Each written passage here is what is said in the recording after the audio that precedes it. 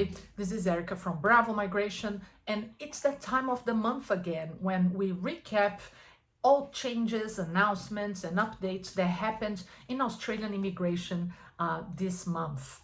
We have to start with the announcement that the government made in November that the borders were opening to some people who are fully vaccinated and would then be able to enter Australia without a travel exemption. That included international students, visitor visa holders from Singapore, Korea, and Japan, and most importantly, skilled workers, people who were outside of Australia holding a variety of temporary skilled visas, from the sponsorship 482 visa to 491 skilled visas in the general stream, migration stream, and so on. With the new variant of COVID-19 that has been called Omicron, we saw that just today being delayed or paused until the 15th of December. So the government's not using any words that make us believe that this will be a border closure for any longer,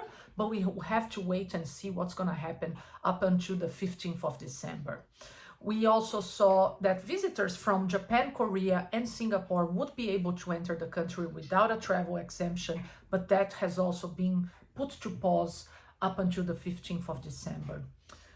In other news, we saw the government allowing people who had a visa refused in Australia and would then be subject to something called Section 48 bar, which prevents certain people from making further applications for visas in Australia, be lifted for visas subclass 491, 494, which are regional, provisional, or temporary visa subclasses, as well as the subclass 190 state skilled permanent visa. We saw partner sponsorship changes not coming in November 2021 as had been previously announced. We are still to see when those changes will come into effect. We keep writing about this, having webinars and blog posts, so there's a variety of content for you to read in our channels, but the important thing to know now is that that hasn't come into effect.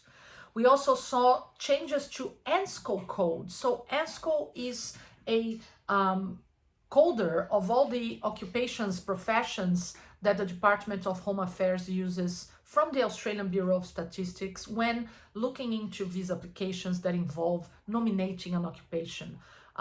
This document's a bit obsolete. We like to call it a dinosaur as it doesn't reflect changes to real occupations in the real world, but some new occupations have been updated, so we're happy to see that happening. Most importantly, we also saw announcements that's not in legislation yet to do with the graduate visa 485.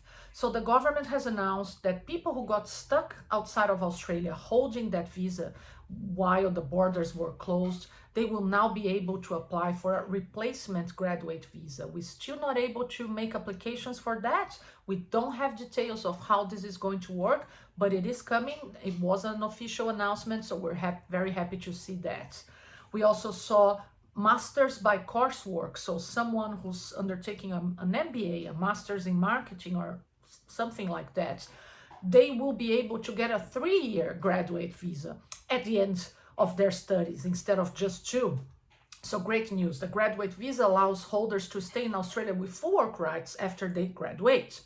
We also saw the announcement that anyone from July next year, July 2022, who completes a diploma or advanced diploma course that meets the Australian study requirements, which generally mean a 2-year course, those people will be able to also get a graduate visa for 2 years, allowing them to stay in Australia post-qualification, post-graduation with full work rights.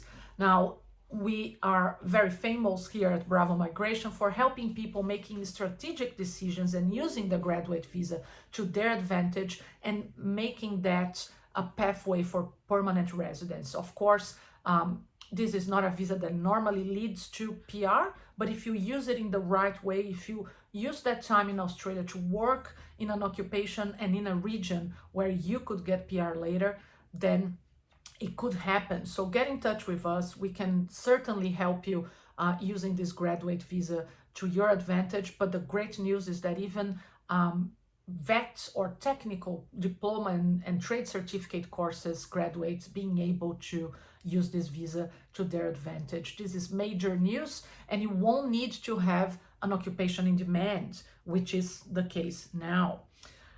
And to finish this bulletin of announcements and changes in migration law, we also heard from the Department of Home Affairs that people in Australia holding a sponsorship visa may be able to apply for PR even if their occupations are not in the super high demand list, the MLT SSL. So keep tuned. We're going to be publishing details as they come along, but always a pleasure to keep you informed and updated with facts and migration from the experts, that being us at Bravo Migration.